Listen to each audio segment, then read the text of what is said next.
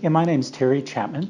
I am the pastor of the Forked River Presbyterian Church here in Forked River, New Jersey. Well, being a pastor entails a full range of responsibilities. I spent Friday evening with a person who was dying, for instance. From that to today, I had a consultation with a young family whose baby is being baptized in January. And so the responsibilities entail connecting with people from cradle to grave in a lot of different ways. So that's kind of the pastoral part of my job. And then there's a lot of administrative aspects as well. Budget, program, administration. I have a staff that I supervise. I love preaching, I love teaching, and listening to people's stories. The rest of it, I could take it or leave it. There's like a gradual desire to work with people that I can remember as long as I can remember having a vocational desire. I thought I might go into social work, even law enforcement, at some point. I worked my way through college and seminary, which to be a minister requires at least a bachelor's and master degree, Master of Divinity, which is a minimum of 3 years in graduate studies. And then I did a Doctor of Ministry as well, which is the terminal degree for professional ministers. In the Presbyterian Church, we're connected to the larger church, and so I'm involved with what we call the Presbyterian, which is the larger geographic region. I serve on a committee of the Presbyterian.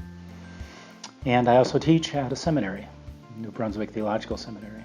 And so every Saturday morning right now I'm teaching a course. So it's a pretty full schedule.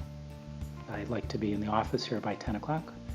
So it's getting ready, coming to the office, showing up around 10. Usually my office hours here are usually about 10 to 2 or 10 to 3.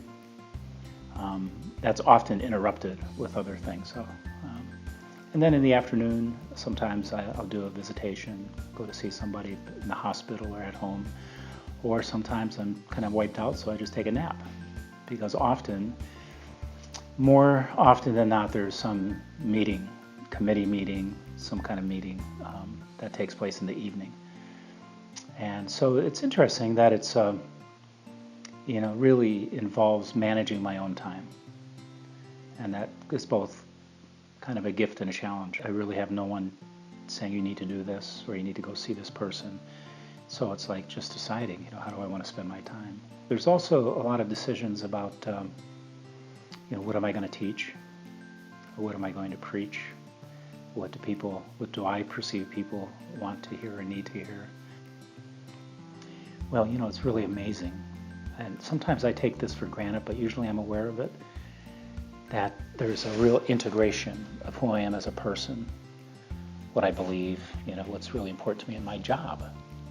Like who gets to do that, right? Who gets to, feel like you're doing something that is like a calling or a purpose. If it's your calling and it's your passion, go for it. And just expect to probably have another job because the church is shrinking and there's an increasing number, we used to call them tent makers. That is based on the fact that, I think it was the Apostle Paul, had a side job making tents. I think it was Paul. And so this idea of a professional minister, working part-time for the church and having some other job to support themselves and their families, it's increasingly becoming the way it is. And so it really feels like my generation is one of the last generations currently, unless something shifts, that the church can support a full-time staff. So be flexible. It's a great joy and it's a wonderful vocation, but it's going to be challenging in the days ahead. We all come into this life with a context, with a circumstance, in every way, genetically, economically, socially, and so that's kind of fate. And so purpose or destiny or your calling or destination is finding that one golden thread of purpose that you can draw on that can lead to your destiny. And I get to do that. I get to help other people do that. I would say what makes my heart sing the most is hearing people's story.